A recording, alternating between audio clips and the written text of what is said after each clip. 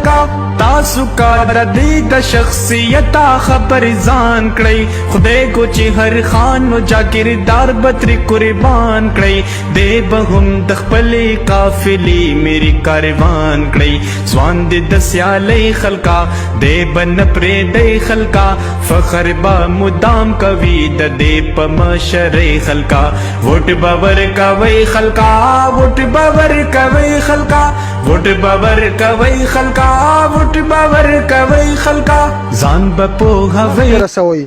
باقي الیکشن را روان دی خلک په مختلفو جامو کې راوتی دي وسو منګه دا ځل که خیری دا عهد کړی دی چې دا ځل به په دې حلقه باندې کم از کم د مزدور کسان پارټۍ سړی پاس کوو ځکه چې دا 50 کاله وشو دا خلک موږ ولیدو تاسو په دې روډونو رالی دا دوړي دي خلک یې د ټي بي مریضان که اوس را پیدا شوي دي 15 کاله بعد او دا به جنازې کوي او دا به اوس تاته پوسونه کوي د غریبو د دردو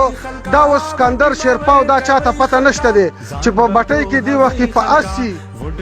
سنټیګریډ کې دا ګرمي ده او دا اوس سکندر ته پته نشته د بجلی تلل دا هغوی ته پته نشته دی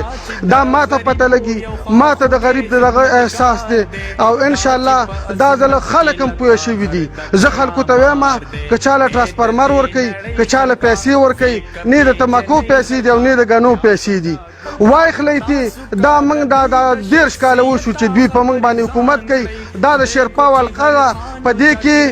ته دا روډونه وګوره دا په 3 ځله وزیر اعلی پاتې شوی دی یو ځل وزیر داخله پاتې شوی دی بل بعضې خلکو چې مخکې په بله جامه کې اوس په بله جامه کې خلکو ته راله د سینټ ټکټونه یې خرڅ کړو اوس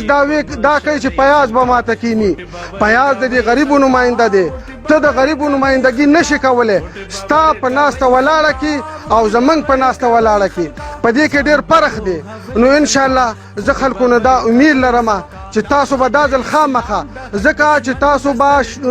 ته به پته 467 بې دخلۍ راوتې دي دا ولې دا ټیننسي اکټ پاس شوی او زما به اوله ترجیح دی دا زه د قام سره واده کوم چې انشاءالله زه څنګه په اسمبلۍ ته ننوځم لومبی کار به زما دی چې ټیننسي اکټ کې کوم ترمیم شوی د کسانانو خلاف زه به د دې خلاف قرارداد وړاندې کوم